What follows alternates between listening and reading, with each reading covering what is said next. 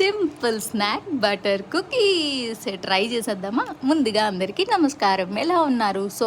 నేను ఇక్కడ ఇంగ్రీడియంట్స్ అన్నీ హాఫ్ క్వాంటిటీలో తీసుకున్నాను. బటర్ మాత్రం 1 కప్ తీసుకున్నాను.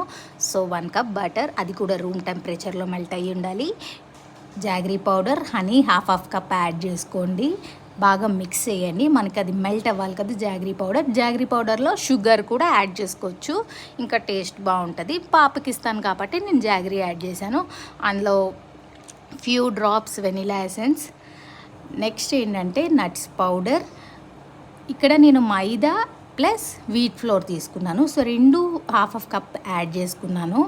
అవి యాడ్ చేసి బాగా మిక్స్ చేయండి. అందులో 1 ఎగ్ యాడ్ చేసి బాగా మిక్స్ చేసేయండి. మనకు అది ఒక చపాతీ ఎలా చేస్తామో అలా అయిపోవాలన్నమాట. ఎగ్ వేసి నేను మిక్స్ చేసేసాను.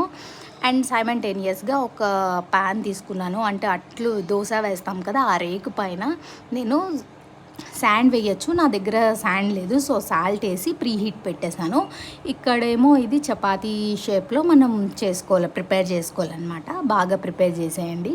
ప్రిపేర్ చేసి ఇలాంటి కుకీ కటర్స్ ఉంటాయి కదా, ఫ్రూట్ కటర్స్ కానీ అలాంటివి యూస్ చేయండి. బికాజ్ మన కిడ్స్ అవి చూసి కొంచెం ఎగ్జైట్మెంట్తో కూడా తింటారు.